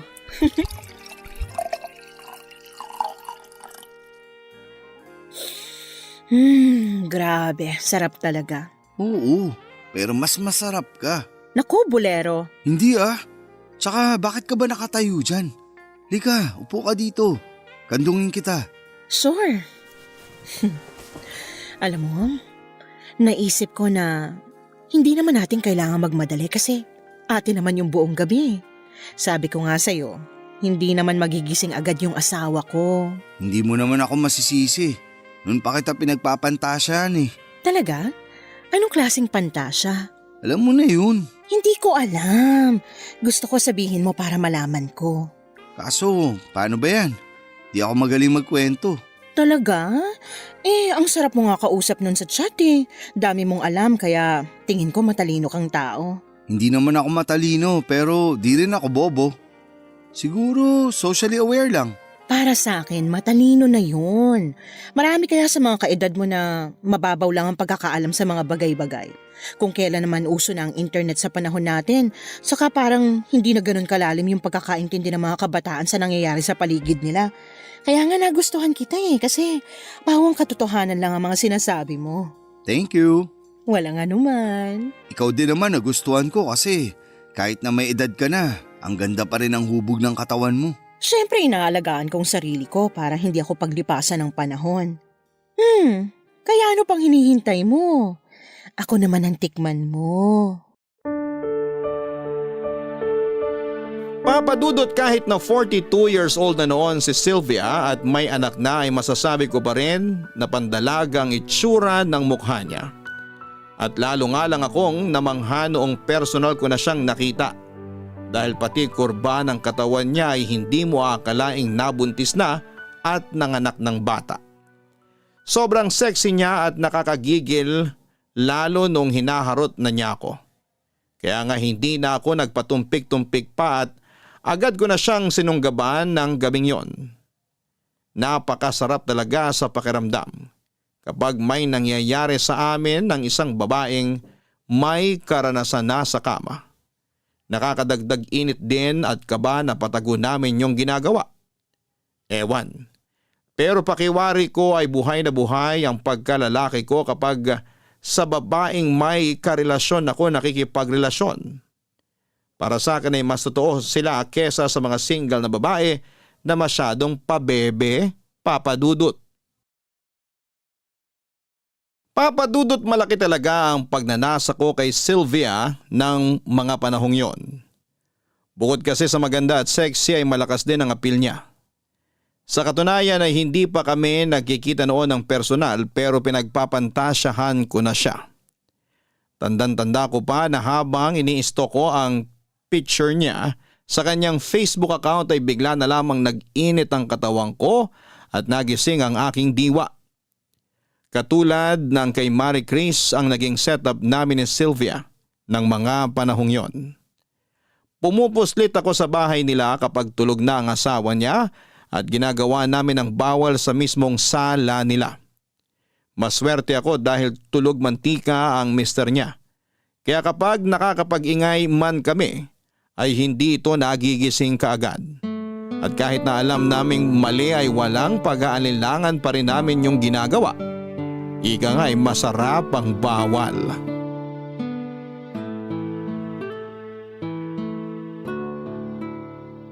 Nasaan nga ulit yung asawa mo? Umalis, umuwi sa probinsya nila kasama ang anak namin. Namatay kasi yung bunso nilang kapatid. Bakit hindi ka sumama? Hindi naman ako close sa side niya kaya mas mabuti pa na hindi na ako sumama. Buti di nagtampo yung asawa mo, no? Kumuntik na nga sana pero nagdahilan na lang ako na masama ang pakiramdam ko. Naniwala naman kasi magaling akong umakting. Kaya nga solong-solo natin yung bahay ng ilang araw eh. Mukhang makakarami pala tayo. Oo, at pwedeng-pwede ulit akong mag-ingay dahil wala namang makakarinig sa atin. O paano? Game na ba ulit? Mamaya na, medyo pagod pa ako eh. Pagpahingayin mo naman muna ako. Ay sorry naman, excited lang ako. Yaan mo, mamaya tatrabahuin kita. Uy, yan ang gusto ko. Ay, Lalim ah? napaisip lang ako. Tungkol saan? Kasi nakita ko yung family picture nyo. Anong meron doon? Naisip ko lang na ano bang pakiramdam na magkaroon ng isang buong pamilya. Yung may asawa at anak. Masaya. Masarap sa pakiramdam lalo na lumalaki yung anak nyo. Nakakapagod din bilang nanay pero fulfilling. Tsaka kahit naman ganun yung asawa ko, yun bang nagkukulang sa romansa at alam mo na, mabait naman yun. Good provider yon. Never pa kaming pinabayaan at ginutom ng anak namin. Ang swerte mo na pala sa kanya, no? Oo, maraming nagsasabi niyan, di lang ikaw. Pero napatunayan ko na kahit nasa isang tao na ang lahat, kulang pa rin yun pagdating sa mga babaeng mapaghanap. Ouch!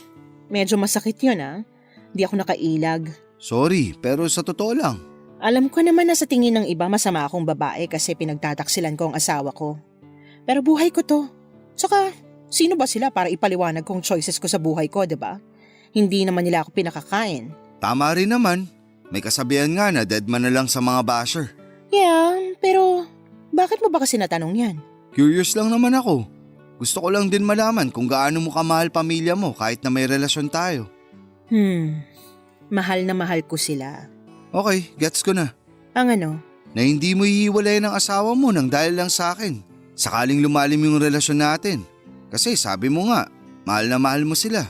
Bakit? Nasaan na ba tong relasyon natin? Ewan ko, di ko alam. Huwag mong sabihing nagkakagusto ka na sa akin, ha? Una pa lang naman, sinabi ko na sa'yo na nagugustuhan na kita. Oo, pero hindi ko akalain na baka umabot sa... Umabot saan? Sa mahal na kita, ganun ba? Bakit? Hindi ba? Siyempre hindi. Pamilyado kang tao. Alam ko na ang prioridad mo ay ang pamilya mo. Tsaka sino lang ba ako sa buhay mo, di ba? Ikaw naman, huwag ka nang magtampo. Hindi naman ako nagtatampo. Bakit ako magtatampo? Hindi ka naman kasi basta kung sino lang sa buhay ko. Siyempre, mahalaga ka rin sa akin. Pero hindi kasing halaga ng pamilya mo. Bakit kasi napunta dyan ang usapan eh? Ewan ko rin ba? Bigla na lang pumasok sa isip ko. Alam ko namang sa umpisa pa lang, talo na ako, pero sinubukan ko pa rin. May darating din na magmamahal sa'yo ng totoo. Hindi na ako umaasa. Bakit naman? Basta. Basta ka dyan. Sinasabi ko sa'yo meron yan, kaya umasa ka pa rin. Tsaka deserve mo kayang mahalin, hindi lang dahil magaling ka sa kama. Ewan ko kung meron pang tatanggap sa akin o kung makakaya kong magmahal ng babaeng walang sabit. Marami namang single mom dyan na naghihintay ng lalaking katulad mo. Malay mo, sila palang nakatadhana para sa'yo. Buti pa, wag na natin pag-usapan ng bagay na yan. Kasi kung tatanungin mo ako, hindi naman ako naghahanap. Tsaka sakit sa ulo lang yan. Tsaka ayoko ng responsibilidad. Mas okay na ako sa ganitong setup kung kailan lang gustuhin. Sige, sabi mo eh. Bata ka pa naman. Pero masarap pa rin sa pakiramdam yung meron kang makakasama sa buhay. Yun bang may asawa o partner kang uuwian pagkatapos ng isang nakakapagod at mahabang araw?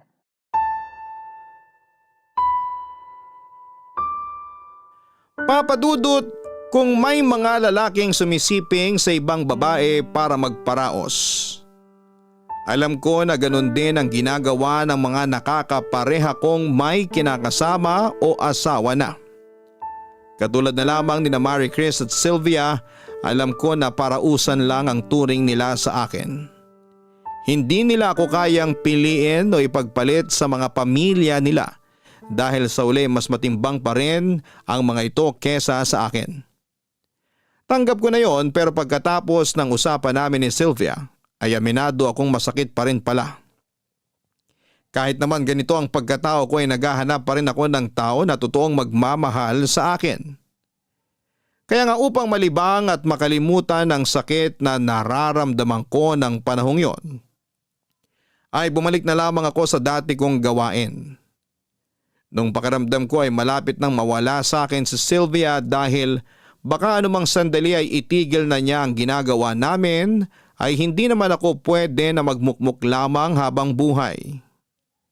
Kaya nga ang ginawa ko ay nag-add ako ng maraming magagandang take na babae online para makipagkilala. Kapag single ay agad kong nire-reject dahil wala akong amor sa kanila. Hindi nagtagal ay dumating sa buhay ko si Nerissa, 30 years old at ang pangatlong babae na ipapakilala ko sa inyo.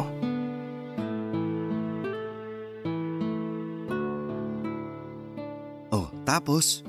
Ano pang pantasya mong gusto mong tuparin natin sa susunod na magkita tayo? Gusto ko nakasandal sa pader. Nakatayo. Madali lang yan. Talaga? Naku, excited na ako. Tamad kasi talaga ang mister ko. Ayaw nun bumangon sa kama. Sabihin mo sa mister mo magpapayat na. Para naman naroromansa ka niya ng maayos at di ka na maghanap ng iba. As if naman makinig sa akin yun eh. Food is life doon. Grabe, ang lakas kumain. Masarap din kasi mga luto mo kaya mapapakain talaga yun. Ano ba yan? Bigla akong na-miss luto mo. Ay sus, yun naman pala. Kailan ba kasi ako pwede ulit pumunta dyan?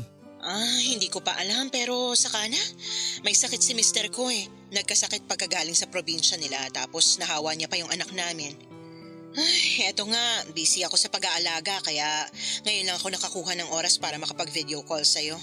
Huwag ka mag-alala, pareho ng mahimbing ang tulog ng mag-ama ko. Bigla ka palang naging nurse ng mag-ama mo. Hindi lang nurse, yaya na rin. Ay grabe, maghapon ako nagluto at naglinis ng bahay. Tapos ayun nga, inasikaso ko sila kasi suka ng suka ang mister ko. Gusto ko nang dalhin sa ospital kasi baka na paano na yun pero nung hapon bumuti naman ang pakiramdam. Tapos ngayon bumaba na yung lagnat. Naisip ko ngang ipaalbularyo kasi baka nabarang o ano. Sa bagay, galing pa namang probinsya. Mahirap na. Ipaalbularyo mo, wala namang masama dun. Ay, kaya nga. Pero okay naman na sila ngayon ng anak ko. Sana bukas at sa mga susunod na araw tuluyan ng gumaling. Para naman makagiling na rin ako sa'yo. Medyo na-miss na kita eh. Ako rin, miss na miss ko na yung pagiling mo. Ang galing mo kasi. Hindi ka nakakapagod at nakakasawang panoorin. Mas lalo ko pang gagalingan sa susunod pero magpapamiss muna ako sa'yo. Ay, ganun? Grabe ka talaga. Siyempre. O paano, ibaba ko na ha? Ang bilis naman ng usap natin. Sorry na, bawi na lang ako sa susunod. Medyo inaantok na rin kasi ako gawa ng napagod ako sa maghapon. Sige, matulog ka na. Para makapagpahinga ka na rin. Good night. Good night.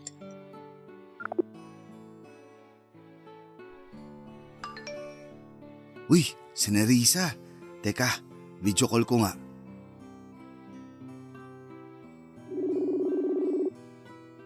Hi Nerissa, magandang gabi. Hello, Eros. Magandang gabi rin. Grabe, Bakit? ang ganda mo na nga sa picture, ang ganda mo pa sa video call. Sigurado ako na sobrang ganda mo sa personal. Hindi naman sobrang ganda. Sakto lang, pero thank you. Sakto raw. Ikaw nga cute tapos madaldal pa. Grabe naman sa madaldal. Pero sagad na yun, Ang ano? nakit lang ako, hindi gwapo. Sige, gwapo na rin. Awit, mukhang napilitan ka pa yata. Binibiro lang kita. Syempre, gwapo ka rin. Papayag ba naman ako makipag-video call sa'yo kung pangit ka? Buti na lang pala, hindi ako pangit. Gwapo ka nga sabi. Gusto ko lang talaga ulit-ulitin mo. Ewan ko sa'yo. Medyo makulit ka rin pala. Sakto lang. Maiba tayo. Bakit pala busy yung line mo kanina? Hindi kita matawagan eh. Ay, ano kasi, may kausap akong iba nun. Sorry, medyo nawala sa akin yung oras na dapat magbe-video call tayo. Naku, sigurado ako na ibang babae mo yan, no? Oo, nagkamustahan lang naman kami kasi miss na namin ang isa't isa. Wow, sana all, miss. Bakit, selos ka? Hindi, no? Bakit naman ako magsiselos? Wala lang. Tsaka wala naman dahilan kasi nasa iyo na buong atensyon ko. Tulog na ba asawa at mga anak mo? Oo naman, kanina pa. Kaya nga pwede na ako makipag-usap sa'yo ngayon eh. Ano bang gusto mong pag-usapan? Kahit ano lang. Siguro tungkol sa'yo. Kung anong hobbies mo, paboritong pagkain, inumin at lugar. Parang getting to know each other. Sige na, magkwento ka tapos makikinig lang ako.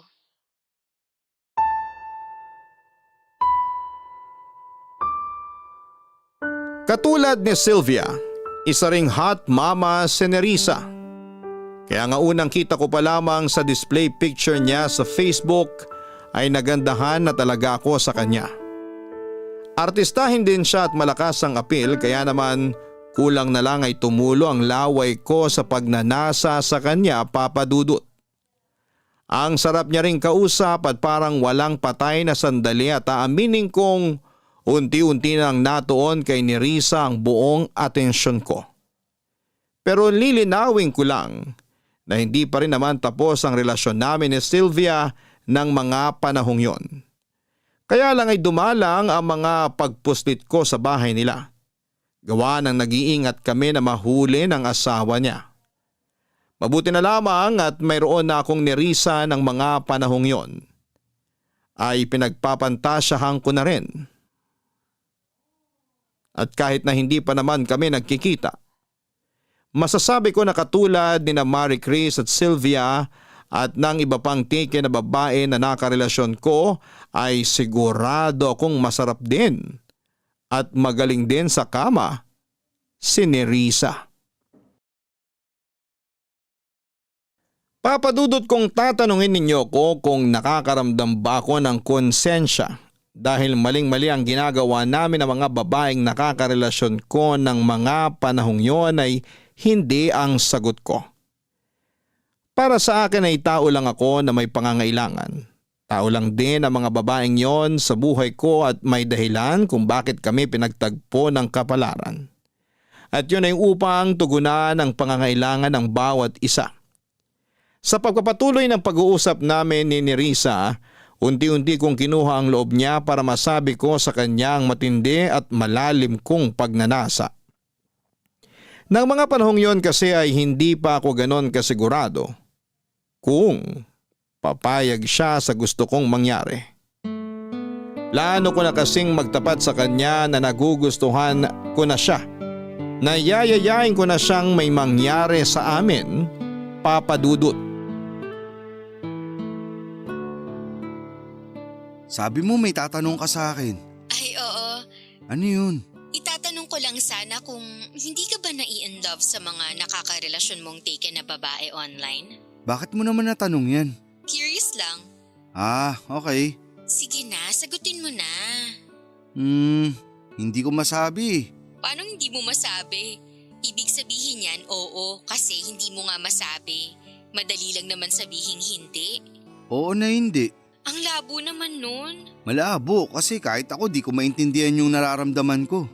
Siguro masasabi ko na napapalapit ako dun sa mga nakakausap ko pero hindi pa naman ako umaabot sa punto na hulog na ako sa kanila. Yun bang sabi mo nga, in love? Okay, thanks sa pagsagot. Ikaw talaga? Nambibigla ka naman sa tanong mo eh. Sorry na, curious nga lang kasi ako. Wala naman siguro masama dun, di ba? Wala, tsaka ilang araw na rin naman tayong nag-uusap. Kaya nga eh. May isa pa akong tanong. Sige, ano yun? May nagustuhan ka na bang walang sabit? Like walang asawa o boyfriend? Meron pero matagal na yun. College pa yata ako nun. Hindi naging kayo? Hindi kasi kaibigan lang turing niya sa akin. Aray, na friendzone ka pala. Medyo. Tapos may niligawan ako na single na babae rin kaya lang binasted ako. Ang sakit din nun ha. Mukhang ang dami mong kamalasan sa pag-ibig ah. Medyo. Kaya nga ayoko na sa mga single na babae. Masyado silang paasa at nagmamalinis. Paano nagmamalinis? Sinasabi nila na wala pa silang karanasan pero meron na pala.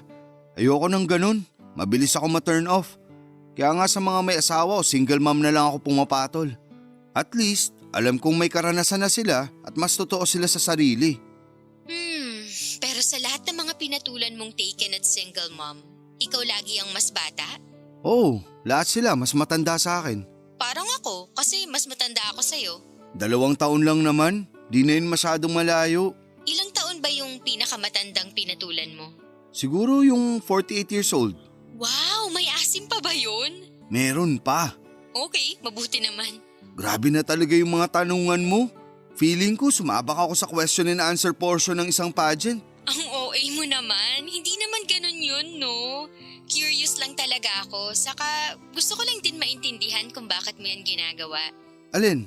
Yung makapagrelasyon sa mga teka na babae na mas matanda sa akin? Oo, tingin ko dahil yan sa mga karanasan mo noon. Ayaw mo na sa mga single na babae na mas bata sa'yo kasi masyado silang pabebe, tama ba? Parang ganun na nga. At kaya mo gusto ng mga taken na babae na mas matanda sa'yo kasi mature kaming mag-isip. Nadali mo. Baka naman may mommy issue ka na, ha? Ano yun? Yun bang masyado ka nakadepende sa babae? Lalo na yung mga babaeng mature at mas matanda sa'yo. Kasi kahit paano, nagagawa ka nilang i-comfort at mas naiintindihan nila yung nararamdaman mo. Hindi ko alam kung may ganyan nga ako pero parang tama ka naman. Tingin ko lang naman, pero syempre iba pa rin kung madadiagnose ka mismo ng eksperto. Hindi ko na siguro kailangan nun. Ayos naman ako eh. Sige, sabi mo eh. Maiba tayo, Nerissa. Ano yun? Ano bang tipo mo sa isang lalaki? Marami, pero yung pinakagusto ko ay yung magaling sa kama. Hindi ba magaling sa kama yung asawa mo? Sakto lang, pero ayun nga. Sakto na nga lang eh, masyado pa siyang pinapagod ng trabaho niya, kaya wala na siyang time sa akin. Last night nga, nag-away kami. Tapos nasabi ko na lang bigla na pakasalan niya na yung trabaho niya. Total, napaka-dedicated niya dun. Wala namang masama dun, kaso paano naman ako? May pangangailangan din ako. Gusto mo, ako na lang yung pumuno sa pangangailangan mo? Kung hindi mo na itatanong, magaling ako sa kama. Hindi ka mabibigo. Sige ba, pero maniniwala lang ako pag pinatunayan mo na yung sinabi mo. Papadudot masayang masaya ako nang pumayag si Nerissa na patunayan ko sa kanya ang niyayabang kong galing sa kama.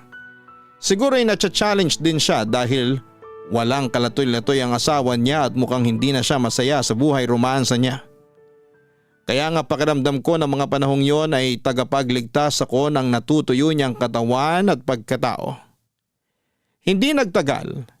Nagkasundo kami ni Nerissa kung kailan at anong oras ako pwedeng pumunta sa bahay nila para magawa na namin ang pinag-uusapan namin sa video call. Kita ko sa mga mata niya na sobrang excited siya at para bang hindi na siya makakapaghintay na magkita kami ng personal. Hindi nagtagal ay nagpunta na ako sa bahay nila at katulad ng ginagawa namin ni Sylvia noon, ay inantay lang namin ni Nerissa na makatulog ang asawa niya. Tapos sinimulan na namin ang bakbakan sa mismong sala nila. At kahit na noong sumunod na araw ay hindi pa rin namin makalimutan ang karanasang ipinaramdam namin sa isa't isa.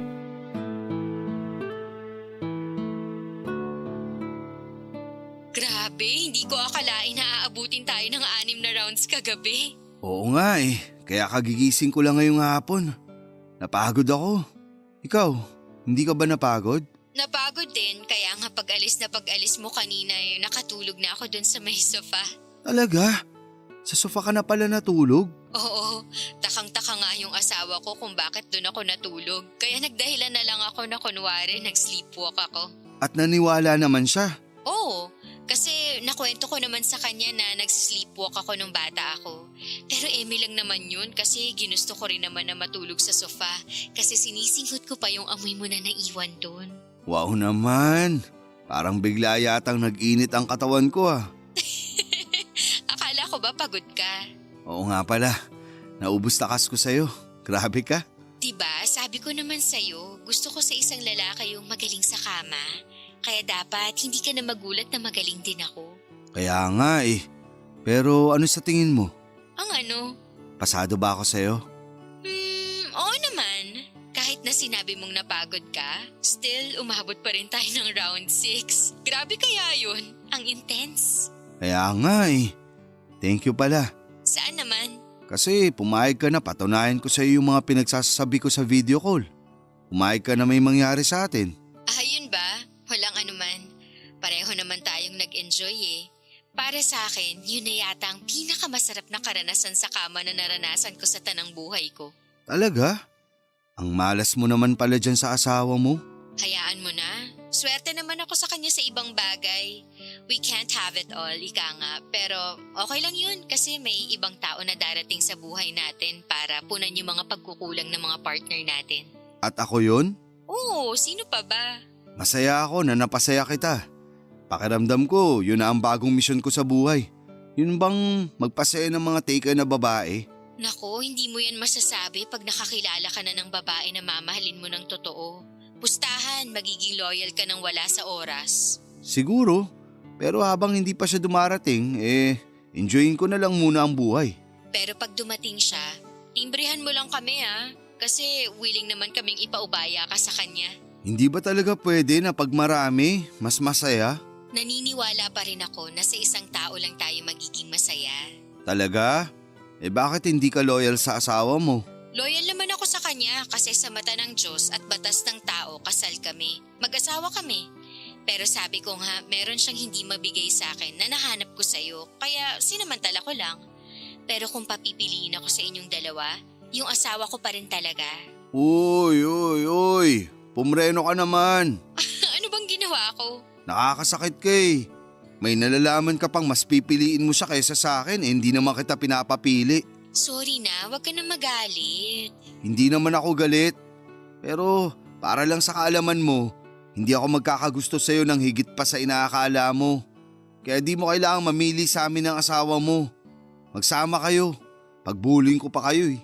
Grabe ka naman magsalita, nagbibiro lang naman ako eh. Pwes ako hindi nagbibiro. Sorry na kasi, bawi na lang ako sa'yo pag nagkita ulit tayo. Anong pambawi mo? Yung paborito mo, yung luluhod ako. Oh, wow! Sige asahan ko yan. Oo naman, asahan mo talaga dahil sinisigurado ko sa'yo na masasarapan ka. Ginagawa, hindi lang sinasabi. Gagawin ko talaga.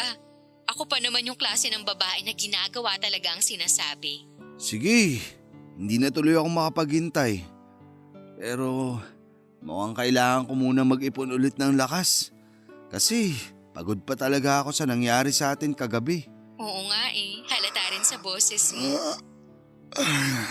At medyo inaantok pa ako. Sige na, matulog ka na para makapagpahinga at makabawi ng lakas. Kasi uubusin ko ulit yan sa susunod nating pagkikita.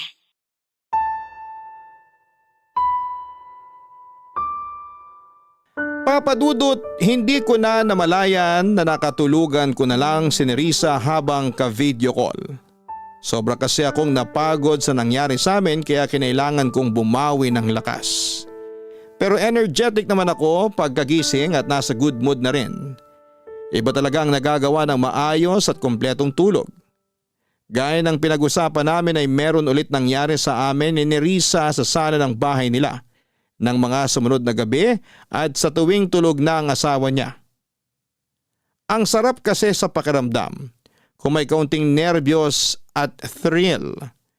Pero may pagkakataon din naman na nagmomotel kami para mas safe talaga. Sa kasalukuyan, may nangyayari pa rin sa amin ni Sylvia at Nerissa.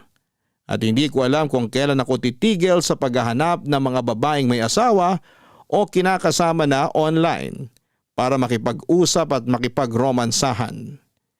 Ewan, pero malapit na tuloy akong maniwala sa sinasabi sa akin ni Nerissa noon na baka nga may mommy issue ako dahil masyado na akong nakadepende sa mga babaeng mas matanda sa akin. Pero syempre, nasa katinuan pa naman ako para maisip na mali talaga ang ginagawa namin ng mga karelasyon ko. At nasabi ko ulit yon sa kaibigan kong babae na minsan ko na ring pinagsabihan ng mga ginagawa ko. Dagdag ko pa sa kanya na sumulat ako ng isang hiling sa papel na sana'y wala nang magkagusto na single sa akin dahil hinding-hindi ko na talaga sila papatulan. Kasi kung sakali man na makatagpo ako ng babaeng mamahalin ko ng totoo, ibibigay ko lang ang puso ko sa single mom at mangangako ako na titigilan ko na ang ginagawa kong pakikikabit sa mga babaeng may sabit. Maraming salamat po sa inyo, Papa Dudut. Sakaling mapili ninyong i-area ang storya ng buhay ko, alam ko na medyo kakaiba ito sa lahat ng mga naitampok ninyong kwento dahil na rin sa tema nitong may pagkamaselan. Pero muli humihingi na lamang po ako ng pangunawa sa ating mga kabarangay. Hindi naman po ako masamang tao. Sino ba namang tao ang walang pagnanasa, hindi ba? God bless po sa inyong istasyon and more power sa Barangay Love Stories. Numero 1 kayo sa amin, sa aming puso. Ang inyong forever kapuso at kabarangay, Eros.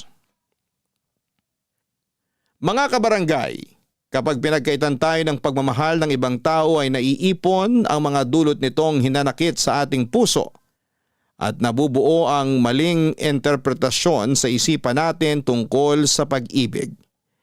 Nagiging desperado tayo na makamit yon kahit na hindi na mabuti ang paraan natin ng pagkuha rito. Sana'y mahanap ni Eros ang tunay na pag-ibig sa isang tao na wala na ang pagnanasa sa laman para sa iba. Ngunit habang hindi pa nangyayari yon, maaari mong unahing mahalin ang sarili mo at bigyan mo ng dignidad ang pagkatao mo upang maialis ang sarili mo sa sitwasyong kinakasadlakan mo. Huwag ka ring matakot lumapit sa mga mahal mo sa buhay o magpatingin sa mga eksperto upang mabigyan ka ng nararapat na tulong na kailangan mo. Hanggang sa muli, ako po ang inyong si Papa Dudut sa mga kwento ng pag-ibig, buhay at pag-asa sa Barangay Love Stories number 1. Barangay Love Stories. Barangay Love Stories. Ako, gigil na gigil talaga ako sa nangyayari sa kwento natin. O ikaw, kabarangay, kumukulo rin ba dugo mo? Pwede kang mag-iwan ng comment sa ating comment section.